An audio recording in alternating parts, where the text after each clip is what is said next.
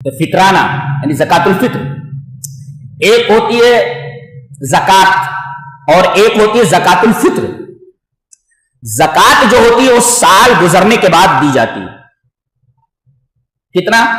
اگر آپ کے پاس 7.5 تولہ سونا خریدنے کا پیسہ ہے یا 52.5 تولہ چاندی خریدنے کا پیسہ ہے اور اس پر سال گزر گیا ہے تو ہر 100 کے اوپر 2.5 روپیہ آپ نکال دیں۔ اگر 7.5 تولہ سونا سے کم کا پیسہ ہے، 52.5 تولہ چاندی سے کم چاندی ہے یا اس سے کم پیسہ ہے تو اس پر زکات نہیں۔ یہ تو زکات ہے جو سال بھر میں دی جاتی ہے، تو فرض ہے۔ اور یہ کون آدمی دے گا؟ ایک تو سال گزر جانے کے بعد دی جائے گی اور دوسرے جو صاحب نصاب ہے وہ دے گا۔ لیکن زکات الفطر جو فطرانہ دیا جاتا ہے یہ بھیک مانگنے والا بھی دے گا، اس لیے کہ یہ جو فطرانہ دیا جاتا ہے، زکات الفطر دی جاتی ہے، یہ فرض ہے۔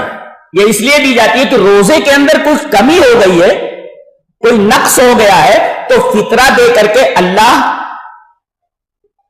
اس فطرے کے ذریعے اس کی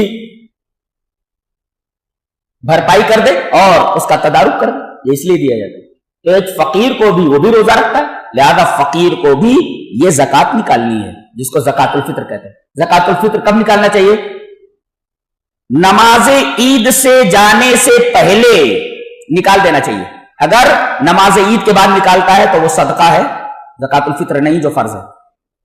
حضرت عبداللہ ابن عمر رضی اللہ تعالیٰ عنہ 1 دن یا 2 دن پہلے نکال دیتے تھے، 1 یا 2 دن پہلے نکال دے، اس کے پہلے نہیں نکالنا چاہیے، اس لیے کہ اس کا ثبوت نہیں ملتا، اس کی کوئی دلیل نہیں ملتی۔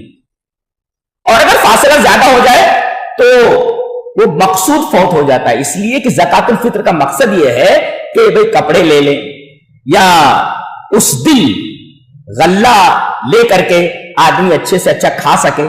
اگر بہت پہلے دے دیں گے تو ہو سکتا ہے کہ اس کے ہاتھ سے وہ غلہ نکل جائے، بیچ کر کے کسی اور مصرف میں لگا دے، تو زیادہ پہلے بھی نہیں دینا چاہیے۔ تو حضرت عبداللہ ابن عمر رضی اللہ تعالیٰ عنہ سے 1 دن یا 2 دن پہلے فطرانہ نکال دے، یا اگر 1-2 دن پہلے نہ نکال سکے تو عید کے دن نماز عید ادا کرنے سے پہلے وہ فطرہ نکال دے۔ بعض لوگ کہتے ہیں 2.5 کلو، 1 سا کا اندازہ الگ الگ لوگوں نے کیا ہے، تو آپ کو معلوم ہے۔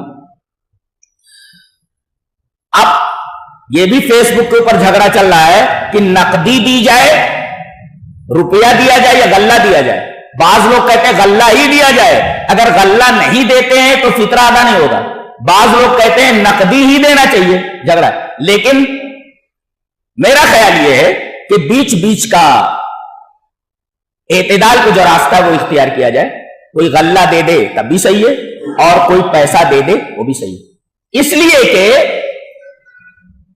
ہم لوگوں کے زمانے میں ہم لوگوں نے خود دیکھا ہے کہ وہ برف بیچنے کے لیے آتے تھے، برف بیچنے والے، تو ہم لوگ گیہوں دے کر کے وہ برف لے لیتے تھے۔ بعض دفعہ تو ایسا ہوتا تھا کہ 1 کوئنٹل یعنی 100 کلو دے کر کے ہم لوگ کپڑا لے لیتے تھے۔ تو گویا کہ گزشتہ زمانے میں یہ غلہ بھی بطور کرنسی استعمال کیا جاتا تھا، بطور کرنسی استعمال کیا جاتا تھا۔ کھجور ہے بطور کرنسی، تو اگر غلہ دے دیا گیا تب بھی صحیح ہے اور اگر روپیہ دے دیا گیا تب بھی صحیح ہے۔ اس لیے کہ بخاری شریف کی ایک روایت ہے جو بہت مشہور ہے، جس کو حدیث مسرات کہتے ہیں۔ مسرات، میم، صاد اور ڈبل رے، الف اور بولتے۔ مسرات کس کو بولتے؟ ایک آدمی بکری خریدنا، آپ کے پاس بکری ہے، اب میں آیا خریدنے کے لیے، تو آپ نے کیا کیا؟ اس کو صبح سے دوہا نہیں اور دودھ پورا اس کے تھن میں جمع ہے۔ اب میں خریدنے کے لیے، ارے یار یہ بکری تو بڑی دودھاری ہے اور مجھے معلوم نہیں ہے کہ اس بندے نے وہ صبح سے اس کو دوہا نہیں ہے۔ اب میں یہ سمجھ رہا ہوں کہ بھئی یہ بکری بڑی دودھاری ہے اور اس کی چھاتی میں پورا دودھ بھرا ہوا ہے، تو ایسی بکری کو مسرات کہتے ہیں۔ اب گھر پہ لاتے ہیں اور جب دوہتے ہیں تو ایک دفعہ دوہنے کے بعد دوسری مرتبہ دیکھتے ہیں تو وہ دودھاری نہیں ہے، تو اب اس بکری کو واپس کر کے آپ اپنا پیسہ لے سکتے ہیں، آپ کو اجازت ہے، اور اگر رکھنا چاہے تو بکری کو رکھ سکتے ہیں۔ اور دوسرے، اگر آپ واپس کر رہے ہیں تو یہ جو دودھ آپ نے دوہا ہے اس کے بدلے میں 1 سا دے دیں، وہ جو ہم لوگ ایک سا فطرانے میں نکالتے ہیں، ایک سا الگ سے دے دیں. کیوں؟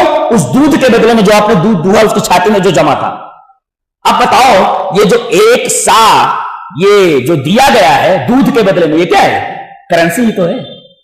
پیسہ نہیں دیا جا سکتا کہ پیسہ بھی دے سکتے ہیں آپ ایک سا کا، اور ایک سا کھجور بھی دے سکتے ہیں. اس کا مطلب یہ ہے کہ کھجور اور یہ غلہ بطور کرنسی بھی استعمال ہوتا تھا. لہذا آدمی زکات الفطر کو نقدی کے طور پر بھی دے سکتا ہے، پیسہ دے سکتا ہے غریبوں کو، اور دوسرے غلہ دینا چاہے تو غلہ.